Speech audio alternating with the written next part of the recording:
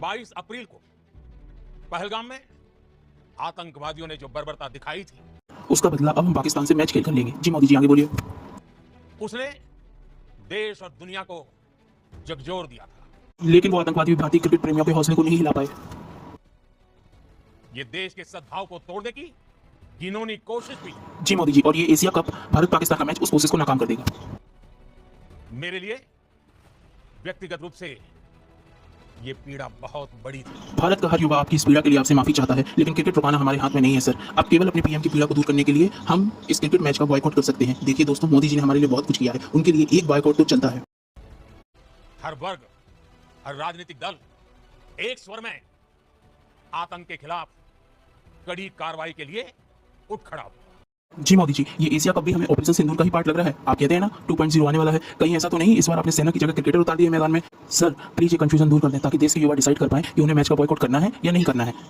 हमने आतंकवादियों को मिट्टी में मिलाने के लिए भारत की सेनाओं को पूरी छूट दी। बस सर इतनी कंफ्यूजन है। जब सेनाओं को खुली छूट आपने दी है, तो क्रिकेटर्स को भी आप ही ने मैदान में उतारा होगा ना?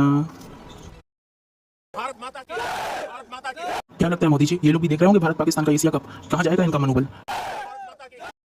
भाइयों, जिस दिन से ऑपरेशन सिंदूर लॉन्च हुआ था ना, मोदी जी की बातों का सबसे पहला टॉपिक ही ऑपरेशन सिंदूर होता है। और अगर देश के इलेक्शन कैंपेन की बात हो तो उनके पास कोई और मुद्दा ही नहीं है। लेकिन क्रिकेट मैच के टाइम पे वो भूल गए सिंदूर को। मोदी की नसों में लहू नहीं, गरम सिंदूर बह रहा है।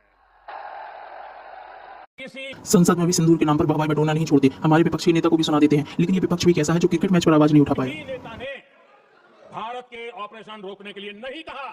भाई ये वाला तो हद ही कर देता है। मतलब मोदी जी मिजोरम गए, आजादी के बाद उस राज्य को इतनी बड़ी सौगात मिली है, वहाँ भी इकोनॉमी की बात करते करते उन्होंने वहाँ भी सिंदूर को छेड़ दिया। मतलब वहाँ भी ऑपरेशन सिंदूर का जिक्र करना इनको जरूरी लगा, लेकिन मैच के ऊपर एक कमेंट करना इनको जरूरी नहीं लगा। India is the fastest growing major economy in the world. We are also seeing the growth of make in India and exports. During operation Sindoor, you all saw how our soldiers taught a lesson to those who sponsored terror. दोस्तों, ये नेता तो बॉलीवुड वालों से ज्यादा आगे निकल गए हैं। इनकी बातें सुनने के बाद कुछ इन महान लोगों की बातें भी सुन लेना।